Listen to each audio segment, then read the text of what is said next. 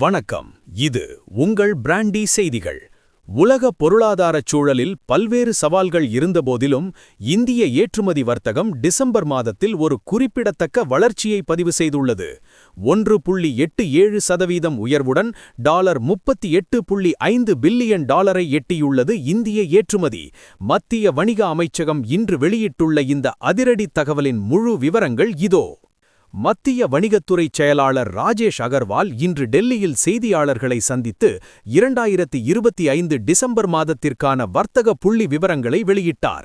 ஏற்றுமதி உயர்வு.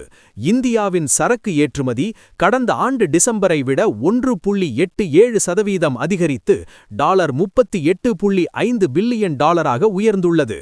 இறக்குமதி நிலவரம். அதே சமயம் இறக்குமதி $63.55 பில்லியன் அதிகரித்துள்ளது. இது கடந்த ஆண்டு இதே காலத்தில் $58.43 பில்லியன் இருந்தது குறிப்பிடத்தக்கது. வர்த்தக பற்றாக்குறை. இறக்குமதி அதிகரித்ததால் நாட்டின் வர்த்தக பற்றாக்குறை இந்த மாதத்தில் $25 பில்லியன் சற்று விரிவடைந்துள்ளது.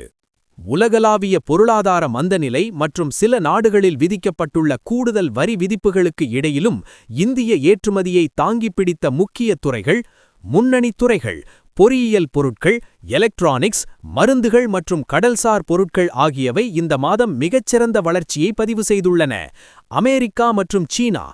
அமெரிக்காவிற்கான ஏற்றுமதி 9.7% அதிகரித்துள்ளது.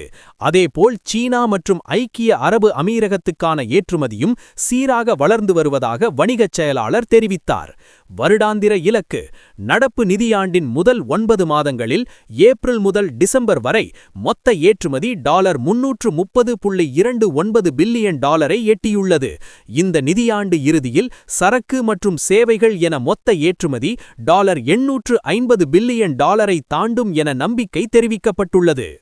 அமெரிக்காவின் புதிய வரி விதிப்பு கொள்கைகள் மற்றும் சர்வதேச பதற்றங்களுக்கு இடையிலும் இந்திய ஏற்றுமதியாளர்கள் காட்டி வரும் இந்த துணிச்சலான வளர்ச்சி இந்திய பொருளாதாரம் வலிமையாக இருப்பதை உறுதி செய்கிறது. வரும் பட்ஜெட்டில் இவர்களுக்கு கூடுதல் சலுகைகள் கிடைக்குமா? பொருளாதார உலகத்தின் இதுபோன்ற உடனுக்குடன் செய்திகளுக்கு தொடர்ந்து இணைந்திருங்கள்.